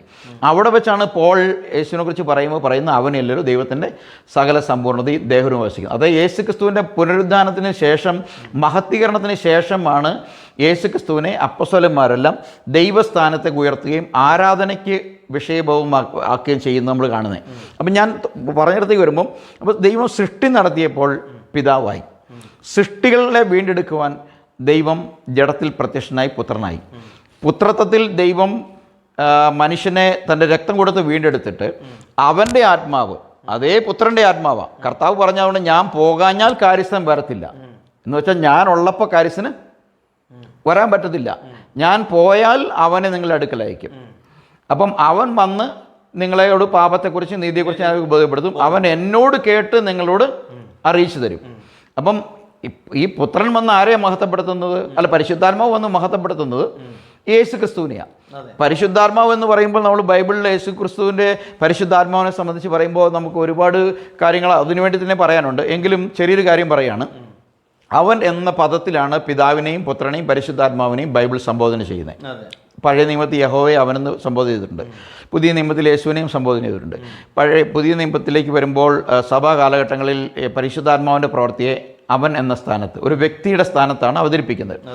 അപ്പം നമ്മൾ അവിടേക്ക് ആദ്യം വന്നിടത്തേക്ക് വരിക. അപ്പോൾ ഒരു വ്യക്തി എന്നുള്ള സ്ഥാനത്തേക്ക് പരിശുദ്ധാത്മാവിനെ അവതരിപ്പിക്കുമ്പോൾ, അപ്പോൾ പരിശുദ്ധാത്മാവിനെ പ്രസൻറ്റ് ചെയ്യുമ്പം ബൈബിൾ പരിശുദ്ധാത്മാവിനെ കുറിച്ച് പറയുന്നത് കൃപയുടെ ആത്മാവ്, സ്നേഹത്തിൻ്റെ ആത്മാവ്, സത്യത്തിൻ്റെ ആത്മാവ്, പിതാവിൻ്റെ ആത്മാവ്, യേശുവിൻ്റെ ആത്മാവ്, ക്രിസ്തുവിൻ്റെ ആത്മാവ്, പിന്നെ ദൈവത്തിൻ്റെ ആത്മാവ്, ഇങ്ങനെ പല രീതിയിലാണ് പുതിയ നിയമത്തിൽ പരിശുദ്ധാത്മാവിനെ അവതരിപ്പിച്ചിട്ടുള്ളത്. ഞാൻ ഒന്ന് കംപ്ലീറ്റ് ചെയ്യട്ടെ. അപ്പം ഇങ്ങനെ ദൈവത്തിൻ്റെ പരിശുദ്ധാത്മാവിനെ ദുഃഖിക്കുവരെന്നാണ് പറയുന്നത്. അപ്പോൾ ആരാണ് ഈ ദൈവം? അത് പിതാവാണെങ്കിൽ ദൈവത്തിൻ്റെ പരിശുദ്ധാത്മാവെന്ന് പറയും. എന്ന് പറഞ്ഞാൽ ജോസിൻ്റെ മകനെ ദുഃഖിപ്പിക്കരുതെന്ന് പറയുന്ന പോലെ നമ്മൾ കാണരുത്. ഇപ്പോൾ എൻ്റെ കയ്യെ കുത്തരുത് എന്ന് ഞാൻ പറയുമ്പോൾ ഞാൻ പറയുന്നത് ഈ ഞാനെന്ന് പറയുന്ന ആത്മാവാണ് പറയുന്നത് എൻ്റെ കയ്യെ കുത്തരുതെന്ന്, അല്ലാതെ എൻ്റെ കൈയല്ലല്ലോ പറയുന്നത്, അല്ലെങ്കിൽ ഞാൻ എൻ്റെ ബോഡി അല്ലല്ലോ പറയുന്നത്. അപ്പോൾ ഈ ആത്മാവ് ദൈവത്തിൻ്റെ ആത്മാവാണ്. അപ്പോൾ ദൈവത്തിൻ്റെ ആത്മാവ് ദൈവം മനുഷ്യന് നൽകി. മനുഷ്യൻ പാപത്തിൽ മരിച്ചപ്പം ആ ആത്മാവിനെ വീണ്ടെടുക്കുവാൻ ആത്മാവായ ദൈവം തന്നെ പുത്രനായിട്ട് വന്നു. എന്ന് വെച്ചാൽ ദൈവപുത്രൻ എന്ന് പറഞ്ഞാൽ ദൈവം ഒരു ജഡത്തിൽ നിന്നാണ്, ഗോഡ് ഇൻ ഫ്ലഷ് എന്നാണ് ദൈവപുത്രൻ എന്ന് പറഞ്ഞാൽ. അപ്പം നമ്മൾ മനുഷ്യരായതുകൊണ്ട് അവൻ മനുഷ്യപുത്രനായി. അവൻ ദൈവമായതുകൊണ്ട് ദൈവത്തിൻ്റെ പുത്രനായെന്ന് പറഞ്ഞാൽ ദൈവം ജഡത്തിൽ നിന്നാണ്. അതായത് ദൈവത്തിൻ്റെ 3 റോളുകളാണ്. Yes, exactly. അതാണ് കറക്റ്റ് അല്ലേ? അതായത് ദൈവത്തിന്റെ ഒരു റോളാണ് പിതാവ്, മറ്റൊരു റോളാണ് പുത്രൻ, മറ്റൊരു റോളാണ് പരിശുദ്ധാത്മാവ്. അങ്ങനെയല്ലേ പഠിക്കുന്നത്? ബ്രദറിന്റെ നല്ല ബൈബിൾ നമ്മൾ ആഴത്തിൽ പഠിച്ചാൽ നമുക്ക് അവിടെ എത്തേണ്ടി വരും. ബൈബിൾ നമ്മൾ ഒരു എക്സ്റ്റേണൽ സോഴ്സിന്റെ സ്വാധീനം കൂടാതെ ബൈബിളിൽ നിന്ന് നമ്മൾ ബൈബിൾ പഠിച്ചാൽ നമ്മൾ അവിടെ എത്തിയേ പറ്റൂ. ഞാൻ ചോദിക്കുന്നത്, ഇപ്പൊ കത്തോലിക്ക സഭ മുതൽ പെന്തക്കോസ്റ്റൽ സഭകൾ വരെ ഇങ്ങനെ ഒരു ഉപദേശം പഠിപ്പിക്കുന്നില്ല. അപ്പോൾ എനിക്ക് തോന്നുന്നു നിങ്ങളൊരു ചെറിയൊരു സമൂഹം മാത്രമേ ഉള്ളൂ. വിദേശത്ത് എനിക്കറിയില്ല ഉണ്ടോ കാര്യങ്ങൾ. അപ്പം എന്തുകൊണ്ടാണ് മറ്റുള്ള ഈ സഭകൾക്കൊക്കെ ഇത് മനസ്സിലാവാത്തത്? അല്ലെങ്കിൽ എന്താണ് അവരത് ഉൾക്കൊള്ളാത്തതെന്നാണ് നിങ്ങൾക്ക് മനസ്സിലായത്? ഞങ്ങൾക്ക് മനസ്സിലായിട്ടുള്ള കാര്യം പറയുകയാണെങ്കിൽ വളരെ വിചിത്രമാണ്. കാരണം മെയിൻ സ്ട്രീം പെന്തക്കോസ്റ്റൽസിനെല്ലാം ഇതറിയാം. കാരണം നമ്മൾ വേറെ എങ്ങും പോകണ്ട. നമ്മൾ ഈ യൂട്യൂബ് വീഡിയോകളുടെ ഒരു കളക്ഷൻ എടുത്തു വെച്ചാൽ അനീഷ് കാവാലവും നമ്മുടെ അനിൽ കൊടുത്തോട്ടവും, അനീഷ് കാവാലത്തൊക്കെ ഒരു വേദശാസ്ത്രജ്ഞനായിട്ട്, അല്ല ശാസ്ത്രമല്ല ഞാൻ പറഞ്ഞു വരുന്ന വിഷയത്തിലേക്ക് വരട്ടെ. ഒരു മിനിറ്റ്. ഇപ്പൊ അനീഷ് കാവാല ഒരു വാക്ക് പ്രസംഗിച്ചു എന്ന് പറഞ്ഞുകൊണ്ട് നമ്മൾ അദ്ദേഹത്തെ ഒരു വേദപണ്ഡിതനാണ്. അല്ലല്ല, ഞാൻ പറയുന്ന ചുമ്മാ എന്തെങ്കിലുമൊക്കെ വായി തോന്നുന്നു വിളിച്ചു പറയുന്നത് മാത്രം. ഓക്കെ, അനിൽ കാവാല ഞാൻ പറയട്ടെ. അപ്പം ഷമീർ കൊല്ലവും അനിൽ കൊടുത്തോട്ടവും ഇവരെല്ലാവരുടെയും പ്രസംഗങ്ങൾ ശ്രദ്ധിച്ചാൽ ഇവരെല്ലാം പല സ്ഥലത്തും ഈ പണ്ട് കാലത്തെ പോലെ ഒരു സ്ഥലത്ത് പ്രസംഗിച്ചിട്ട് നമുക്ക് മൈക്കും അല്ലെങ്കിൽ മാത്രമേ ഉള്ളൂ, ഒരു റെക്കോർഡ് ചെയ്യാൻ സംവിധാനം ഇല്ലാത്ത കാലത്ത് പ്രസംഗിച്ചിട്ട് പോയിട്ട് എനിക്ക് അറിവില്ല, ഞാൻ സംസാരിച്ചിട്ടില്ല എന്ന് പറയാമായിരുന്നു. പക്ഷേ യേശു ക്രിസ്തു തന്നെയാണ്, യഹോവ തന്നെയാണ് യേശു ക്രിസ്തു എന്ന് പ്രസംഗിച്ചിട്ടുള്ള അനിൽ കൊടുത്തോട്ടത്തിൻ്റെയും ഈ പറയുന്ന മുഴുവൻ മെയിൻ സ്ട്രീം ട്രിനിറ്റേറിയൻസിൻ്റെയും പ്രസംഗങ്ങൾ യൂട്യൂബിൽ ഇഷ്ടം പോലെ ഉണ്ട്. അല്ല, അത് ഇതിൻ്റെ അകത്ത് വേറെ കുഴപ്പമൊന്നുമില്ല. യേശു യഹോവ തന്നെയാണ് യേശു എന്നാണ് ഞാൻ വിശ്വസിക്കുന്നത്. പിന്നെ എങ്ങനെ ട്രിനിറ്റി വന്നത്? സംഗതി ആശയം മനസ്സിലായി. അല്ല അതിനെക്കുറിച്ചൊക്കെ ഞാൻ പറയാം. എന്നിട്ട് അതിനെക്കുറിച്ച് ഞാൻ പറയാം. അപ്പൊ അതായത് അത് ഞാൻ പബ്ലിക്കായിട്ട് പറഞ്ഞിട്ടുണ്ടല്ലോ, ഞാൻ വീഡിയോ ചെയ്തിട്ടുണ്ടല്ലോ. യഹോവ തന്നെയാണ് യേശു ക്രിസ്തു എന്നുള്ളത് വീഡിയോ ഞാൻ ചെയ്തിട്ടുണ്ട്. ലോറൻസ് പാസ്റ്റർ ഇരുത്തി ഞാൻ പക്ഷെ അതല്ല, അതിനെക്കുറിച്ച് ഞാൻ പറയാം. അത് നമുക്ക് പറയാൻ അവസരമുണ്ട്. പക്ഷേ കൂടുതലും പെന്തക്കോസ്റ്റൽ സഭകൾ വിശ്വസിക്കുന്നത് പഴയ നിയമത്തിൽ വെളിപ്പെട്ട യഹോവ തന്നെയാണ് പുതിയ നിയമത്തിൽ യേശു ക്രിസ്തു എന്നാണ് വിശ്വസിക്കുന്നത്. പക്ഷെ അതേസമയം തന്നെ അവർ പറയും യേശു ക്രിസ്തു, യഹോവ ഒരു ദൈവവും യേശു ക്രിസ്തു മറ്റൊരു ദൈവവും പരിശുദ്ധാത്മാവ് മറ്റൊരു ദൈവമാണെന്ന് പറയുന്നുണ്ട്. അത് വിരോധാഭാസമല്ലേ? നമ്മൾ പറയുന്ന ഒരു സ്റ്റേറ്റ്മെൻറ്റിനെ വേറൊരു വേദിയിലേക്ക് ചെല്ലുമ്പോൾ നമ്മൾ തന്നെ മാറ്റി പറയുക എന്ന് പറയുമ്പോൾ അതിനകത്തുള്ള നമ്മുടെ ഒരു ക്രെഡിബിലിറ്റി ചോദ്യം ചെയ്യപ്പെടുകയല്ലേ? ബ്രദർ എന്താണ് വിശ്വസിക്കുന്നത്? പഴയ നിയമത്തിൽ യഹോവ തന്നെയാണ്, പുതിയ നിയമത്തിൽ യേശു ക്രിസ്തു എന്നാണോ വിശ്വസിക്കുന്നത്? അല്ല, നമുക്ക് വിശ്വസിക്കാനുള്ള തെളിവുകളുണ്ട്. അല്ല, ആ തെളിവ് എന്ന് പറഞ്ഞാൽ തെളിവ്, ഒന്നാമത്തെ തെളിവ് യെശയ്യാ പ്രവചനം 40-ാം അധ്യായം 3-ാമത്തെ വാക്യത്തിൽ യെശയ്യാ പ്രവാചകൻ, അതായത് യോഹന്നാൻ ഈ ഭൂമിയിലേക്ക് വരുന്നതിന് മുമ്പ് 700 വർഷം മുമ്പ് ഭൂമി ജീവിച്ചിരുന്ന ഒരു പ്രവാചകനാണ്. ഇപ്പം യോഹന്നാനെ കുറിച്ചാണ് അവിടെ പറയുന്നത്. കേട്ട ഒരുത്തൻ മരുഭൂമിയിൽ വിളിച്ചു പറയുന്നതെന്ന് പറയുക, അതാണ് അവിടെ തുടങ്ങുന്നത്. മരുഭൂമി വിളിച്ചു പറയുന്നത് വാക്കാവെന്ന് പറഞ്ഞുകൊണ്ടാണ് പിന്നെ നമ്മൾ പുതിയ നിയമത്തിൽ അത് കാണുന്നത്. യഹോവയ്ക്കൊരു വഴി ഒരുക്കുവിൻ എന്നാണ് പറയുന്നത്. അപ്പോൾ നിർജ്ജന പ്രദേശത്തൊരു പരിവഴി നിരത്തുവിൻ, യഹോവയുടെ മഹത്വം വെളിപ്പെടും, സർവ്വജഡവും അതിനെ കാണുമെന്ന് പറഞ്ഞു. അത് പറയുമ്പോൾ BC 710-12 കാലഘട്ടങ്ങളിൽ പറയുക. വീണ്ടും യെശയ്യാവിൻ്റെ തലമുറയിലോ പിന്നീടുള്ള 7 നൂറ്റാണ്ടുകളിലോ ആരും ഈ സംഭവം കണ്ടില്ല. പക്ഷേ ഇവിടെ യേശുക്രിസ്തു ജനിച്ച് 30 വയസ്സ് കഴിഞ്ഞപ്പോൾ ഈ വിളിച്ചു പറയുന്നവൻ രംഗത്ത് വന്നിട്ട് വിളിച്ചു പറഞ്ഞ പ്രവചനപ്രകാരമുള്ള ഈ സൗഖ്യമാക്കുന്നവനും ബന്ധിതരെ വിട്ടയക്കുന്നവനും പീഡിതരെ സൗഖ്യമാക്കുന്നവനും രോഗികളെ സൗഖ്യമാക്കുന്നവനും രംഗത്ത് വന്നു. അപ്പോൾ യഹോവ തന്നെയാണ് വെളിപ്പെട്ട്. അല്ല, അത് ഇപ്പോൾ ബ്രദർ പറയാൻ വന്ന ആശയം ഇതാണ്, കർത്താവിന്റെ വഴി ഒരുക്കുവിൻ എന്ന് മരുഭൂമിയിൽ വിളിച്ചു പറയുന്നവന്റെ വാക്കാവെന്ന് പറഞ്ഞ് നമ്മൾ പുതിയ നിയമത്തിൽ കാണുന്നു. ഓക്കെ, അപ്പൊ പഴയ നിയമത്തിൽ യഹോവയുടെ വഴി ഒരുക്കുവിൻ എന്ന് പറയുന്നു, പുതിയ നിയമത്തിൽ വരുമ്പോൾ കർത്താവിന്. ഓക്കെ, അതിന് ഞാൻ മറുപടി പറഞ്ഞോട്ടെ. അതല്ലേ ബ്രദർ പറഞ്ഞത്? അതെ. അപ്പൊ പുതിയ നിയമത്തിൽ എന്തുകൊണ്ട് കർത്താവെന്ന് വന്നു എന്നുള്ളതാണോ ബ്രദറിന്റെ ഇഷ്യൂ? അതാണോ ഉദ്ദേശിക്കുന്നത്? ഇപ്പം നമ്മൾക്കറിയാം, പഴയ നിയമം എഴുതിയിരിക്കുന്നത് മുഴുവൻ ഹെബ്രായ ഭാഷയിലാണ്. ഹെബ്രായ ഭാഷയിലായതുകൊണ്ട് അവിടെ യഹോവ എന്ന് കൊടുത്തു. പുതിയ നിയമം നമ്മൾ ഗ്രീക്കിൽ നിന്നുള്ള ട്രാൻസ്ലേഷനാണ്. ഗ്രീക്കിൻ്റെ ഇംഗ്ലീഷ് ട്രാൻസ്ലേഷനെ ഇംഗ്ലീഷിൽ നിന്ന് മലയാളത്തിൽ ട്രാൻസ്ലേറ്റ് ചെയ്തപ്പോൾ വ്യത്യാസമൊന്നുമില്ല. വ്യത്യാസം ഇത്ര മാത്രമേ ഉള്ളൂ. നമ്മൾ ഇംഗ്ലീഷ് ബൈബിളിലേക്ക് KJVയിലേക്കോ NKJVയിലേക്ക് പോയി കഴിഞ്ഞാൽ LORD എന്നാണ് പഴയ നിയമത്തിൽ നമ്മൾ യഹോവയ്ക്ക് കൊടുത്തേക്കുന്ന ക്യാപിറ്റൽ ലെറ്റർ. LORD ക്യാപിറ്റലാണെങ്കിൽ എക്സാക്ട്ലി ഇത് യഹോവ തന്നെയാണ്. പുതിയ നിയമത്തിലേക്ക് വരുമ്പോൾ LORD എന്നുള്ള പദം യേശുക്രിസ്തു ഈ ഭൂമിയിലായിരുന്നപ്പം യേശുക്രിസ്തുവിനെ ഗുരുവെന്നും നാഥനെന്നും പിന്നെ മാസ്റ്റർ എന്നും ഒക്കെ വിളിച്ചിട്ടുണ്ട്. അപ്പം അത് ഇപ്പോൾ ലോർഡ് കൃഷ്ണ നമ്മൾ വിളിക്കാറുണ്ട്, ലോർഡ് ബുദ്ധ എന്ന് പറയാറുണ്ട്. അപ്പോൾ ഒരു ഗുരു എന്നുള്ള നിലയിലൊക്കെ ആ പദം ഉപയോഗിക്കും. അപ്പം ഇവിടെ എക്സാക്ട്ലി ഈ ഹീബ്രുവിൻ്റെ ഡയറക്റ്റ് ട്രാൻസ്ലേഷൻ ആയിരുന്നുവെങ്കിൽ ഇവിടെ യഹോവ വെളിപ്പെട്ടു, യഹോവ വന്നു എന്ന് പറയുന്നു. ഇവിടെ കർത്താവ് തന്നെ പറഞ്ഞേ. മാത്രമല്ല പുതിയ നിയമത്തിൽ പറഞ്ഞ കർത്താവിൻ്റെ നാമം വിളിച്ചപേക്ഷിക്കുന്ന ഏവനും രക്ഷ പ്രാപിക്കുന്ന പറയും അല്ലേ? അപ്പോൾ കർത്താവിൻ്റെ നാമം എന്താണെന്ന് നമ്മൾ അറിയണ്ടേ? വിളിച്ചപേക്ഷിക്കണമെങ്കിൽ രക്ഷയ്ക്കായി കൊടുത്ത നാമം ഏതാണ്? ആകാശത്തിന് കീഴിൽ യേശുക്രിസ്തു എന്നൊരൊറ്റ നാമമുള്ളൂ. അപ്പം യഹൂദൻ എന്ത് വിളിക്കണം? യഹൂദൻ യഹോവയെ വിളിച്ചപേക്ഷിക്കണം. പക്ഷേ യഹോവ അവർ വിളിച്ച് അപേക്ഷിക്കുമ്പോൾ നമ്മൾ സെക്രിയാവ് 14 പറയുന്ന പോലെ കൈകളിൽ ആണിപ്പഴുതുകളുള്ളവനായിട്ടാണ് യഹോവ അവർക്ക് പ്രത്യക്ഷമാകാൻ പോകുന്നത്.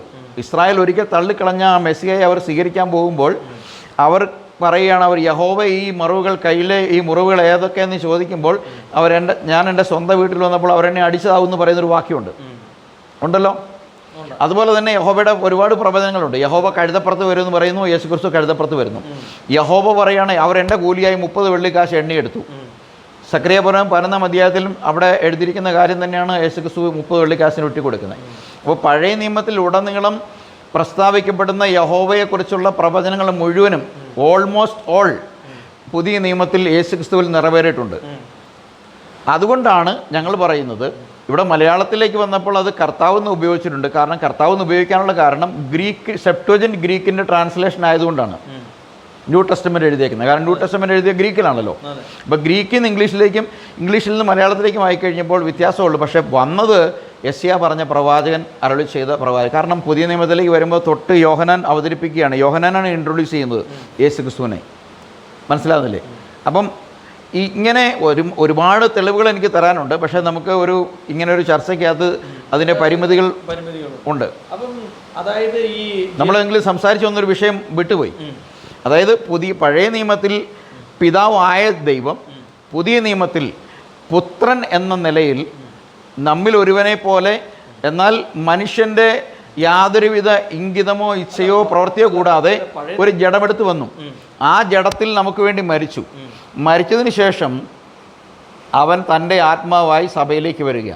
വന്നിരിക്കുന്നത് പിതാവിൻ്റെ ആത്മാവ് പുത്രനിൽ, പുത്രൻ്റെ ആത്മാവ് പരിശുദ്ധാത്മാവായ സഭയിൽ, ആ സഭയ്ക്കുള്ളിലേക്ക് വരുമ്പോൾ ദൈവത്തിൻ്റെ വചനം പറയുകയാണ്, നിങ്ങൾ ദൈവത്തിൻ്റെ മന്ദിരവും ദൈവാത്മാവ് നിങ്ങൾ വസിക്കുന്നില്ല. അപ്പോൾ ദൈവത്തിൻ്റെ ആത്മാവ് എന്ന് പറയുമ്പോൾ ഒരു പേഴ്സൺ അല്ല, നമ്മുടെ ഉള്ളിലാണത്. അപ്പോൾ ഇത് നമ്മൾ മനസ്സിലാക്കേണ്ടത്, ബ്രദറിൻ്റെ സഭയിലെ ടീച്ചിങ് എന്ന് പറയുന്നത് ദൈവത്തിൻ്റെ 3 മാനിഫെസ്റ്റേഷനാണ് ഈ പറയുന്നത്. അപ്പം അത് പിതാവ് തന്നെയാണ് പുത്രൻ, ആ പുത്രൻ തന്നെയാണ് പരിശുദ്ധാത്മാവ് എന്ന് പറഞ്ഞാൽ ഏകദൈവമേ ഉള്ളൂ. ആ ഏകദൈവത്തിൻ്റെ 3 റോളുകളാണ്. ഒന്ന് പിതാവായിട്ടും മറ്റൊന്ന് പുത്രനായിട്ടും അത് പരിശുദ്ധാത്മാവായിട്ടും കാണുന്നതെന്നാണ് നിങ്ങൾ പഠിപ്പിക്കുന്നത്. അല്ല, അപ്പോസ്തലന്മാർ അങ്ങനെ പഠിപ്പിച്ചതുകൊണ്ടാണ്. എങ്ങനെയാണ് പുത്രൻ ഒരു രണ്ടാമത്തെ ദൈവമാണെങ്കിൽ, വിശുദ്ധ പൗലോസ്, നമുക്കറിയാം ഈ ട്രിനിറ്റേറിയൻ വിശ്വാസം പഠിപ്പിക്കുന്നവരെല്ലാം ഉപയോഗിക്കുന്ന ബൈബിൾ തന്നെയാണ് യഹോവയുടെ സാക്ഷികൾ ഒഴികെ ബാക്കിയുള്ള കത്തോലിക്കർ ഒഴികെ ബാക്കിയുള്ളവരെല്ലാം ഉപയോഗിക്കുന്ന ബൈബിള്. ഈ ബൈബിളിലെല്ലാം ഈ ഭൂരിഭാഗം വരുന്ന ആൾബലത്തിൽ എണ്ണത്തിൽ കൂടുതലുള്ളവരെല്ലാം ദൈവം 3 വ്യക്തികളാണെന്ന് പഠിപ്പിക്കുന്ന അതേ ബൈബിൾ എഴുതിയിട്ടുള്ളത് അപ്പോസ്തലന്മാരാണ്. യേശുക്രിസ്തു ഒരു പുസ്തകവും എഴുതിയിട്ടില്ല. അപ്പോൾ ഈ ബൈബിളിലെല്ലാം വിശുദ്ധ പൗലോസ് അപ്പോസ്തലൻ തന്നെ പറയുകയാണ്, അവൻ എന്താണ്, he is the great God, അല്ല മഹാദൈവവും നമ്മുടെ കർത്താവും എന്ന് പറയുന്നത് യേശുക്രിസ്തു. പുതിയ നിയമത്തിൽ നമ്മൾ വെളിപ്പാട് പുസ്തകത്തിലേക്ക് വരുമ്പോൾ യോഹന്നാൻ അവനെ കണ്ടിട്ട് പറയുന്നത്, ഞാൻ അവനെ കണ്ട് മരിച്ചവനെ പോലെ അവൻ്റെ കാൽക്കൽ വീണു, അവൻ്റെ യഥാർത്ഥമായ രൂപം വെളിപ്പെട്ട് കണ്ടു. അപ്പം അവിടെ വെളിപ്പെട്ട് കണ്ട വേറൊരാളെന്ന് പറയാൻ കഴിയത്തില്ല. കാരണം അവിടെ പറയാണ്, അവർ കുത്തി തുളച്ചവെങ്കിലേക്ക് അവർ നോക്കും എന്ന് പറയുന്ന ഭാഗമുണ്ട് അവിടെ. ഞാൻ മരിച്ചവനായിരുന്നു, ഇതാ എന്നേക്കും ജീവിച്ചിരിക്കുന്നു, മരണത്തിൻ്റെയും പാതാളത്തിൻ്റെയും താക്കോൽ എൻ്റെ കൈവശമുണ്ട് എന്ന് പറഞ്ഞിട്ട് കർത്താവ് പറയുന്ന പ്രസ്താവന ഇങ്ങനെയാണ്, ഞാൻ ആൽഫയും ഒമേഗയും ആദ്യനും അന്തിനും എന്ന് സർവ്വശക്തിയുള്ള ദൈവമായ കർത്താവ് അരുളി ചെയ്യുന്നു. അപ്പം എങ്ങനെയാണ് അപ്പോസ്തലന്മാർ, ഇനിയും പത്രോസിൻ്റെ പൗലോസിൻ്റെ ലേഖനത്തിൽ തന്നെ യേശുക്രിസ്തു പിന്നെ ധന്യനായ ഏകാധിപതിയാണെന്നും അവൻ അടുത്തുകൂടാത്ത വെളിച്ചത്ത് വസിക്കുന്നതാണെന്നും അവൻ ആ പ്രത്യക്ഷത വരുത്തുമെന്നും എഴുതിയിരിക്കുന്നു. അവൻ സർവ്വശക്തനായ ദൈവമാണെന്ന് പറയുന്നു, അവൻ മഹാദൈവമാണെന്ന് പറയുന്നു, അവൻ എന്നേക്കും ദൈവമായി വാഴ്ത്തപ്പെട്ടവനെന്ന് പറയുന്നു. അപ്പോൾ ഇതെല്ലാം എഴുതിയിരിക്കുന്ന ഒരു ബൈബിളിൽ നിന്ന് എന്തുകൊണ്ട് ട്രിനിറ്റി പഠിപ്പിക്കുന്നു എന്ന് ഞങ്ങൾക്ക് മനസ്സിലായിട്ടുള്ളൊരു കാര്യം, നമ്മൾ ബൈബിൾ പഠിക്കുമ്പം നമ്മൾ പഠിച്ച് മനസ്സിലാക്കേണ്ട ഒരു കാര്യം, എപ്പോഴും ദൈവത്തിൻ്റെ ആത്മാവാണ് ബൈബിൾ ഇൻ്റർപ്രറ്റ് ചെയ്ത് തരേണ്ടത്. ഒരു 50 വർഷം അല്ലെങ്കിൽ 100 വർഷങ്ങൾക്കപ്പുറം പുറകിലേക്ക് പോയി സായിപ്പ്മാരുണ്ടാക്കിയ ബൈബിൾ ഇൻ്റർപ്രട്ടേഷനാണ് ബൈബിൾ കോളേജുകളുടെ ആധാരമായിട്ടുള്ളത്. ആരും റെവലേഷനല്ല. അതായത് നമ്മൾ കോഴിക്കുഞ്ഞിനെ മുട്ട വെച്ച് വിരിയിക്കുന്നു, ആ കോഴികൾക്കും മുട്ടയുണ്ടാകുമ്പോൾ അതിനെ വെച്ച് വിരിയിക്കുന്നു, ആ കോഴികൾക്ക് മുട്ടയുണ്ടാകുമ്പോൾ അതിനെ വെച്ച് വിരിയിക്കുന്നത് പോലെ ഒരു ട്രഡീഷനാണ് ബൈബിൾ കോളേജിലുള്ളത്. അവിടെ വെളിപ്പാട് ബൈബിൾ കോളേജിൽ പോയിട്ട് ഈ സിസ്റ്റത്തിൽ നടന്നു വന്നവർ വെളിപ്പാട് കിട്ടുമ്പോൾ, ദൈവത്തിൻ്റെ വെളിപാട് കിട്ടുമ്പം ഈ ദർശനം കിട്ടിയ ആളുകൾ പെന്തക്കോസ്തൽ സപ്പോർട്ട് കൊടുത്ത് വരുന്നുണ്ട്. അപ്പോൾ ഇവരാരും ഏതെങ്കിലും ഒരു ട്രിനിറ്റേറിയൻ സംവിധാനത്തിൻ്റെ ഭാഗമായിട്ടിരിക്കാത്ത ആരുമില്ല ഈ ഏകദൈവ വിശ്വാസത്തിലുള്ള. ഇവൻ വൺനെസ് പെന്തക്കോസ്തലായാലും ഞങ്ങൾ വിശ്വസിക്കുന്ന പോലെ യഥാർത്ഥ ക്രിസ്ത്യാനിറ്റി ആയാലും ഒരു കാര്യമൂടെ ഞാൻ പറഞ്ഞോട്ടെ, ഞങ്ങൾ ക്രിസ്ത്യാനികളാണ്. എൻ്റെ കാര്യം പറയുകയാണെങ്കിൽ ഞങ്ങൾ വൺനെസ് പെന്തക്കോസ്റ്റൽസ് അല്ല. 1S എന്ന് പറയുമ്പോഴേ തന്നെ ഏകത്വം എന്ന് വന്നു. ഏകനാണെങ്കിൽ പിന്നെ ഏകത്വത്തിൻ്റെ ആവശ്യമില്ല. ട്രിനിറ്റി വന്നതുകൊണ്ടാണ് 1S എന്ന് ഒരു പെന്തക്കോസ്റ്റൽ വിഭാഗത്തിന് പേര് വരേണ്ടി വന്നത്. ഇത്രയാണ്. ഇതിൻ്റെ അകത്ത് ഈ വീഡിയോ കേട്ടതിന് ശേഷം നിങ്ങൾക്ക് ഇതിന് പ്രതികരിക്കാം, നിങ്ങൾക്ക് വീഡിയോ ചെയ്യാം. അതുമാത്രമല്ല, ഇവരുമായിട്ട് സംസാരിക്കാനാണെങ്കിൽ അതിനുള്ള വേദി നമ്മുടെ ചാനലിൽ തന്നെ ഉണ്ട്. അപ്പോൾ ഈ വീഡിയോ കേൾക്കുന്ന ആളുകൾക്ക്, അപ്പോൾ എൻ്റെ ഒരു ഉദ്ദേശം എന്ന് പറയുന്നത്, എന്താണ് JCNDSD എന്ന് പറയുന്ന Jesus Christ new testament salvation doctrines എന്നാണ് അവരുടെ ചർച്ചിൻ്റെ പേര്, ചാനലിൻ്റെ. അപ്പം എന്താണ് ഇവരുടെ വിശ്വാസം എന്നുള്ളതിനെ കുറിച്ചാണ് ഞാൻ ജോസ് ബ്രദറോട് ചോദിച്ചത്. ആ വിശ്വാസം എന്താണ് എന്ന് അറിഞ്ഞെങ്കിൽ മാത്രമേ അത് എത്രത്തോളം ശരിയാണ്, അത് തെറ്റാണ് എന്ന് നമുക്ക് മനസ്സിലാകുള്ളൂ. അപ്പോൾ അതിനെ ഖണ്ഡിക്കേണ്ടതാണെങ്കിൽ ഖണ്ഡിക്കുക, അതിനെ വിശ്വസിക്കേണ്ടതാണെങ്കിൽ വിശ്വസിക്കുക എന്നുള്ളതാണ് ഇതിൻ്റെ പ്രധാനപ്പെട്ട ഒരു കാര്യം എന്ന് പറഞ്ഞാൽ. അപ്പോൾ എന്തായാലും ബ്രദർ ഈ ഇത്രയും സമയം ബ്രദറിൻ്റെ ആ ഇതുമായിട്ടുള്ള വിശ്വാസ കാര്യങ്ങളെ കുറിച്ച് പറഞ്ഞു. ഇനി എന്തെങ്കിലും പൊതുജനത്തോട് പറയാനുണ്ടോ ഈ വിഷയമായിട്ട് ബന്ധപ്പെട്ട്? ആരെങ്കിലും ചർച്ചയ്ക്ക് വന്നാൽ ഞങ്ങൾ അതിന് തയ്യാറാണ് എന്ന്. തീർച്ചയായിട്ടും നമ്മൾ ചർച്ച ഇതിനോടകം പെന്തക്കോസ്റ്റൽ സഭകളുമായിട്ട് മറ്റ് സെവൻത് ഡേ അഡ്വൻറ്റിസ്റ്റും ഒക്കെ ആയിട്ട് നമ്മൾ ചർച്ച നടത്തിയിട്ടുണ്ട്. SDAയിൽ കഴിഞ്ഞ ദിവസം നിങ്ങൾ നടത്തിയ ആളുകളായിട്ട് ഞങ്ങൾ നേരത്തെ 2 പ്രാവശ്യം നടത്തിയിട്ടുണ്ട്. പിന്നെ ബ്രണ്ണാമിൻ്റെ ആളുകളായിട്ട് നടത്തിയിട്ടുണ്ട്.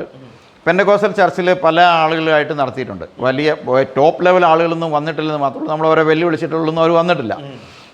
പിന്നീട് നമ്മൾ ഈ വെല്ലുവിളിയും ചലഞ്ചൊക്കെ നിർത്തി. നമുക്ക് പറയാനുള്ളത് പറയുക എന്ന് മാത്രമേ ഉള്ളൂ. ഇവിടെ ഞാൻ പറയാൻ പോകുന്നൊരു കാര്യം, ഞങ്ങൾക്ക് ബൈബിളിനപ്പുറത്തായ ഒരു പ്രത്യയശാസ്ത്രമോ ബൈബിളിനെ അസ്ഥിരപ്പെടുത്തിക്കൊണ്ടുള്ള ഒരു ഉപദേശമോ ഞങ്ങൾക്കില്ല. ജെറുസലേമിൽ 1-ാം നൂറ്റാണ്ടിൽ പത്രോസിൻ്റെ പ്രസംഗത്തിൽ തുടങ്ങിയ യഥാർത്ഥ സഭ, പല ആളുകളും പറയും യേശുക്രിസ്തു നാമക്കാർ 1914 തുടങ്ങിയതാണ്, ട്രിനിറ്റേറിയൻ 1902 തുടങ്ങിയതാണ് ആയിരിക്കാം. പക്ഷേ യഥാർത്ഥ സഭ തുടങ്ങിയത് 1902-ലും 1914-ലും അല്ല. യഥാർത്ഥ സഭ തുടങ്ങിയത് യെരുസലേമിൽ 1-ാം നൂറ്റാണ്ടിലാണ്. യേശുക്രിസ്തുവിൻ്റെ മരണത്തിൻ്റെ പുനരുദ്ധാനത്തിൻ്റെ ശേഷം പരിശുദ്ധാത്മാവ് വന്ന പെന്തക്കോസ്ത് നാളിലാണ് യഥാർത്ഥ സഭ തുടങ്ങിയത്. യഥാർത്ഥ സഭ എന്തൊക്കെ ചെയ്തു, എന്തൊക്കെ പഠിപ്പിച്ചു എന്ന് നമ്മുടെ കൈവശമുള്ള 66 വേദപുസ്തകത്തിൽ സ്പഷ്ടമായി രേഖപ്പെടുത്തിയിട്ടുണ്ട്. ഇതിൽ എഴുതിയിട്ടുള്ളതും അവർ നടത്തിയിട്ടുള്ളതുമായ സ്നാനത്തെ സംബന്ധിച്ചായാലും, പ്രധാനപ്പെട്ട ഒരു വിഷയം സ്നാനം, നമുക്ക് ഡിസ്കഷൻ സമയക്കുറവാണ്. അപ്പം സ്നാനത്തെ സംബന്ധിച്ചും യഥാർത്ഥ സഭയെ സംബന്ധിച്ചും അതിൻ്റെ ക്രമീകരണങ്ങളെ സംബന്ധിച്ചും വിശുദ്ധിയെ സംബന്ധിച്ചും സഭയിൽ ഒരു വിശ്വാസിയുടെയും അല്ലെ ദൈവദാസന്മാരുടെയും 5 വിധ മിനിസ്ട്രിയുടെ പ്രവർത്തനങ്ങളെ സംബന്ധിച്ചും ദൈവത്തിൻ്റെ ഏകത്വത്തെ സംബന്ധിച്ചും എല്ലാം സ്പഷ്ടമാക്കപ്പെട്ടിട്ടുള്ളൊരു ഗ്രന്ഥമാണ് വിശുദ്ധ വേദപുസ്തകം. ഈ വേദപുസ്തകത്തിൽ ഉള്ളത് മുഴുവൻ പൂർണ്ണമായും വിശ്വസിക്കുകയും അതിനെ പഠിപ്പിക്കുകയും അത് 100% നമ്മളെ കൊണ്ട് പറ്റുന്ന എക്സ്റ്റെൻറ്റ് വരെ പ്രവർത്തിക്കുകയും ചെയ്യുന്ന ഒരു ഗ്രൂപ്പാണ് ഞങ്ങൾ അറിയപ്പെടാൻ ആഗ്രഹിക്കുന്നത് ക്രിസ്ത്യാനികളെന്നാണ്. അപ്പസ്തോലിക പാരമ്പര്യം മുറുകെ പിടിക്കുന്ന ക്രിസ്ത്യാനികളെന്നാണ്. ഞങ്ങൾ ഏതെങ്കിലും പെന്തക്കോസ്റ്റൽ വിഭാഗക്കാരല്ല. പെന്തക്കോസ്തുകാരുടേതായ ബാഹ്യമായ അടയാളങ്ങളൊന്നും ഞങ്ങൾ വിശ്വസിക്കുന്നില്ല. വെള്ളയുടുപ്പ്, കറുത്ത വസ്ത്രം, മീശ മാറ്റുക, അങ്ങനെയുള്ള കാര്യങ്ങളൊന്നും ജഡികമായ ഈ പുറത്തുള്ള ഉപരിപ്ലവമായ കാര്യങ്ങളല്ല. അകത്തെ മനുഷ്യനെ പുതുക്കി പണിത് അകത്തെ മനുഷ്യനിൽ നിന്നും പുറത്തെ മനുഷ്യൻ്റെ സ്വഭാവത്തെ മാറ്റുന്ന പ്രക്രിയയെക്കുറിച്ചാണ് വിശുദ്ധ വേദപുസ്തകം അപ്പസ്തോലിക ഉപദേശം പഠിപ്പിക്കുന്നത്. അപ്പോൾ ഇതുമായിട്ട് ബന്ധപ്പെട്ട ഈ ഡിബേറ്റിന് വേണ്ടിയിട്ട് നിങ്ങൾ ആരെയൊക്കെ ക്ഷണിച്ചിട്ടുണ്ട്? ഞങ്ങളുടെ ഡിബേറ്റിൽ പലരെ ക്ഷണിച്ചിട്ടുണ്ട്. ഈ കോട്ടയത്ത് തന്നെയാണെങ്കിൽ ഒരു വലിയൊരു സെമിനാരിയും ചർച്ച നടത്തുന്ന ഒരു പാസ്റ്റർ, പേര് ഇപ്പോൾ ഓർക്കുന്നില്ല, നടത്തിയിട്ടുണ്ട്. പിന്നെ എറണാകുളം അസംബ്ലീസ് ഓഫ് ഗോഡിൻ്റെ ഒരു വലിയ ബൈബിൾ കോളേജിൽ സെമിനാരിലെ ഒരു ട്യൂട്ടറെ എടുത്തിട്ടുണ്ട്. പിന്നെ ധാരാളം ആളുകൾ, ചെറുതും വലുതുമായ ചില ആളുകളെ വിളിച്ചിട്ട് വന്നില്ല എന്ന് പറഞ്ഞു. അതറിയാം. അത് അനിൽ കൊടുത്തോട്ടം, നമ്മളെ ബ്രൗണ്ടി പാസ്റ്റർ അനിൽ കൊടുത്തോട്ടത്തെ വിളിച്ചിട്ടുണ്ട്, അനിഷ്കാലത്തിൽ വിളിച്ചിട്ടുണ്ട്. പിന്നെ നമ്മുടെ ഷമീർ കൊല്ലത്തിനെ വിളിച്ചിട്ടുണ്ട്. വേറെ പലരെയും വിളിച്ചിട്ടുണ്ട്. അവരൊന്നും വന്നില്ല. ഇവരാരും വരാൻ തയ്യാറായിട്ടില്ല. അല്ല, ഇതിൻ്റെ അകത്തൊരു വലിയ ഒരു ക്വസ്റ്റ്യൻ ഉണ്ട്. ഇപ്പം ഇവർ പറയുന്നത് അനിൽ കൊടുത്തോട്ടെന്ന് കേരളത്തിൽ അറിയപ്പെടുന്ന, ഞാനല്ല ഓട്ടോ വിളിച്ചത്, എബ്രഹാം കുട്ടി സാർ. അതെ. അല്ലാതെ ഇവരുടെ ടീം വിളിച്ചു, അനിൽ കൊടുത്തോട്ടത്തെ വിളിച്ചു, അദ്ദേഹം വന്നില്ല. ഷമീർ കൊല്ലത്തെ വിളിച്ചു, വന്നില്ല.